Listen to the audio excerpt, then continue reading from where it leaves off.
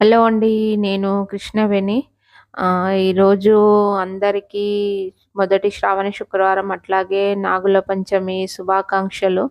నేను పొద్దున్నే లేసి పనంతా అయిపోయింది. పిల్లలిద్దరూ పాప కాలేజ్‌కెళ్ళిపోయింది. బాబు స్కూల్‌కెళ్ళిపోయినాడు.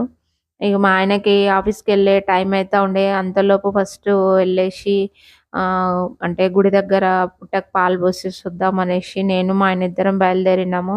వచ్చి అంటే ఇక్కడ నేనొచ్చేది ఎక్కువ శాతము మారమ్మ గుడికొస్తాను.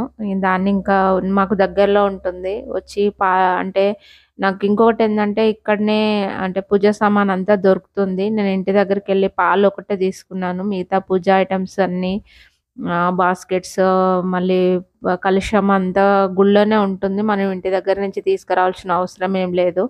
ఇగ అందుకే పాలు మాత్రం తీసుకొని మిగతా పూజ ఐటెమ్ పక్కల షాప్‌లో